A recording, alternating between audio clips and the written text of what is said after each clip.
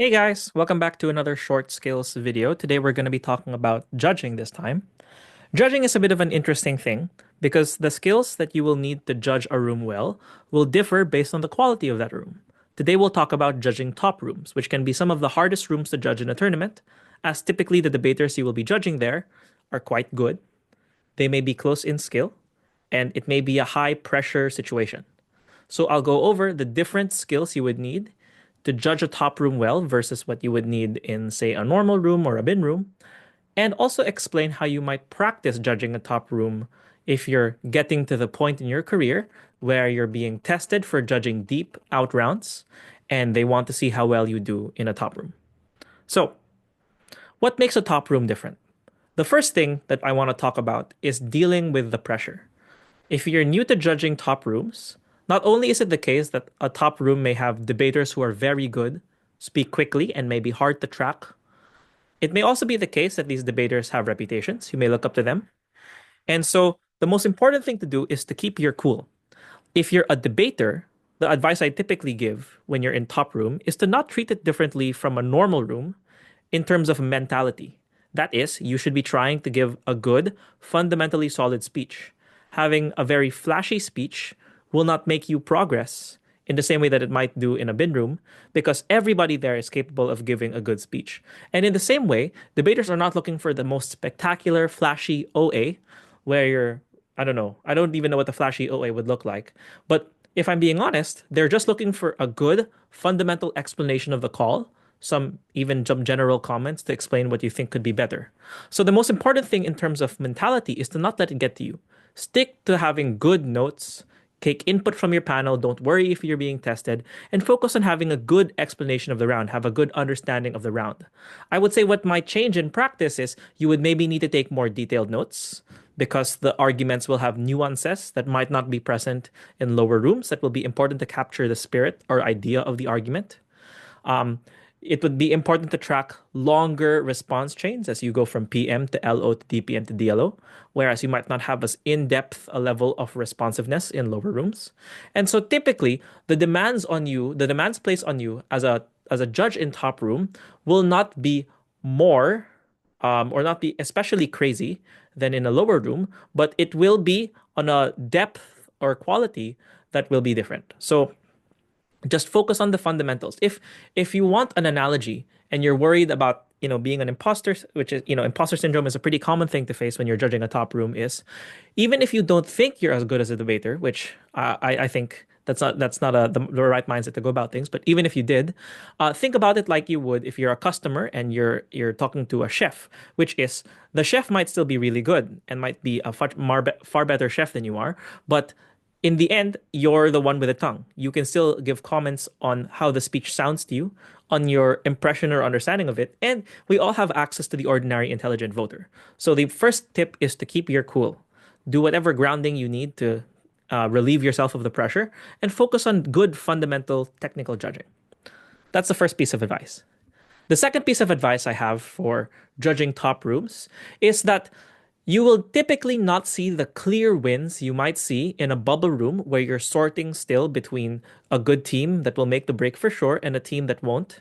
And it's not the case in a bin room where teams will have serious deficiencies in their cases that are obvious and easy to spot out, and all you have to do is compare those deficiencies. Sometimes you will have rooms where each team has a well-built argument, and it's on you to compare those frameworks.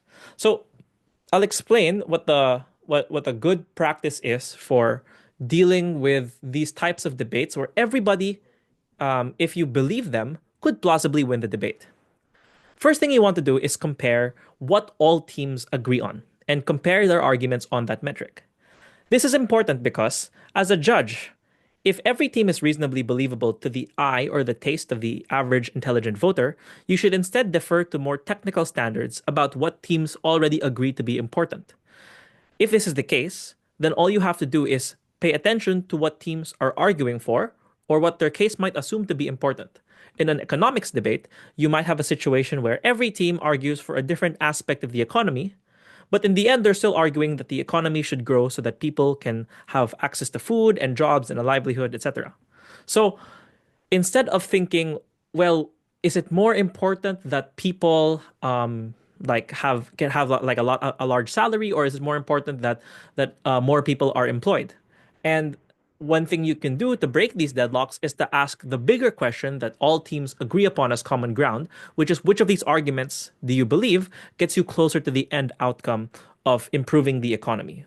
So think about it in terms of the context or the common ground teams agree upon. This might not always be explicit. If teams are good, it will be more explicit than the normal because teams will try and argue over this common ground.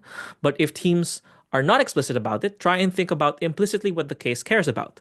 A common thing you might see is that um, people care about people's welfare, some utilitarian outcome, and so instead of thinking, is it more important that people have a right to privacy or people have a right to like cheaper consumer goods, right? Like in the case of some like a privacy debate, um, instead of having a discussion about like what is principally more important, if teams did not argue that, which they tend to not anyway, then try and think about what teams agreed upon in their cases. Like maybe both teams tacitly agree that principle and that the principle of privacy and that the principle of having like cheaper consumer goods both rely on like some concept of bodily autonomy or some concept of utilitarianism, and try and think about where that implicitly leads you.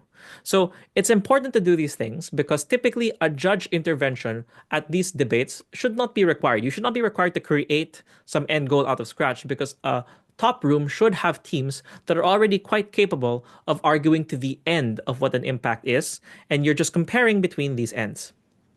The other thing to think about in these types of well-built rooms is while every team will have a mechanism, the quality of these mechanisms will not be the same. And you will sense the vibe, you will sense it, but it may be hard to distill or explain that. And you may also not catch it if you are not thinking so deeply about the arguments.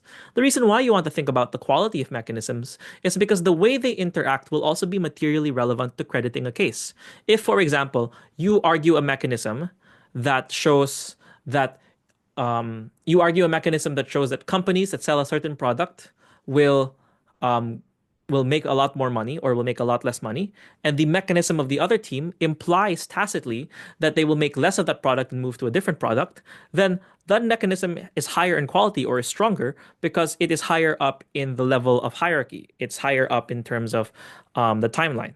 So think about not just that they have a mechanism for a case, but think about it in terms of the real world. Like words mean things. And so try and think about mechanisms by comparing them based on their believability, based on how much they prove the impact rather than this mechanism shows this impact. Try and quantify it in terms of it makes me believe that it's true in 30% of cases or 20% of cases, and the other mechanism makes me believe it's true in 95% of cases or 100% of cases. So it's a stronger mechanism. So think about things not just in terms of if they said it or not, but what would be important an important way of assessing which team wins an issue, presuming both issues are argued for, presuming both teams argue for an issue in a pairwise comparison is um, if the mechanisms are head to head, which mechanisms win out.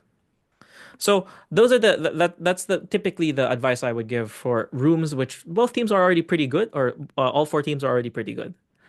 Um, the third and final piece of advice I have is to handle an oral adjudication. So in these types of discussions and in the types of deliberations that you might have, as well as the oral adjudication you would give, you will not be able to exhaust every detail. So while this sounds obvious, you want to go to the most important thing to resolve. You want to start first with the critical clash or the critical discussion pairwise between teams. So first, in terms of how you would deal with the deliberation or on oral adjudication, is that in terms of order, you start with the clashes that should be pretty straightforward or easy to resolve, and then move up from there. That makes things quite easy because if you're thinking about it in terms of the OA, you don't want to get yourself bogged down in details that eventually become uncontroversial. So try and square away what you believe. Maybe together as a panel, you can say, well, it's pretty clear that closing government was derivative. Let's first quickly verify if we think that to be true. And then in the oral adjudication, you would say, well, before we compare closing government to closing opposition or opening opposition, we first need to identify what their case is and what it can be credited as. So we compare them to opening government and show line by line that what they say is either derivative implicitly or it relies heavily on a premise too much to be given much credit in the rest of the debate. So square things away one by one. You can break down the debate both in the OA and in the deliberation into much more manageable comparisons. A four-way debate that's really, really tough, really, really close, will become a lot simpler if you break it down into OG versus OO, who won, then opening government versus closing government, then closing government versus opening opposition. So these things should be much easier to think about if you are thinking about it in terms of its component parts. You might encounter a situation where you have some trilemma, where OG beats OO and then OO beats CG and then CG beats OG. These situations are pretty hard to resolve, and you may encounter them much more in top room where things may be left to the taste of the judges or the intuition they have, or they're left to close comparisons that might be missed by wings. Instead of trying to force your way through a discussion by just spending a lot of time on it, again, it's straightforward and easy enough to focus on the uncontroversial things because you still have the time limit of 15 minutes. After you've squared away everything else that you can confirm, then you can delve into the discussion and eventually move to a vote if things don't resolve. In the case that the vote isn't easy to resolve with like a three-way split, just try and like isolate two teams from that discussion that you can compare and vote on, and then eliminate the other one. This way, if you have a three-way tie, you can break that down into a two-way tie, which you can then solve with a vote, and then maybe even use the vote of the chair, which has two votes in evenly split decisions.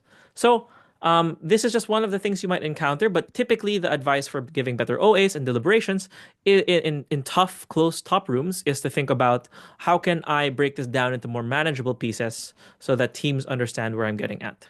Especially in the best debates, teams will, always be upset. Teams will always, think that they could have done better or think that the judge should have evaluated like this instead of like that. So instead of trying to focus on the optimal right call, if you can think to yourself, well, I'm pretty sure I got 5 out of 6 pairwise comparisons, or however many there are, and then the sixth one I'm not so sure about. That's a lot better than trying your very hardest to get the 1 out of 1 round call right and then accidentally getting 4 out of the 6 crosswise comparisons wrong. So focus on breaking it down into manageable pieces. Now, in terms of practicing this type of judging, it's a bit hard, right? Because if you're new to debating, you might not be able to organize high-level spars very often. The practice I would recommend is to get a familiarity with high-level debates and practice taking notes. The thing that I find to be most difficult, that I found to be most difficult in adjusting to top rooms when I was debating, was that they operate at a really fast pace. They argue a lot of things, even before the era of speaking really quickly and having like 5 arguments, like 8 responses, etc.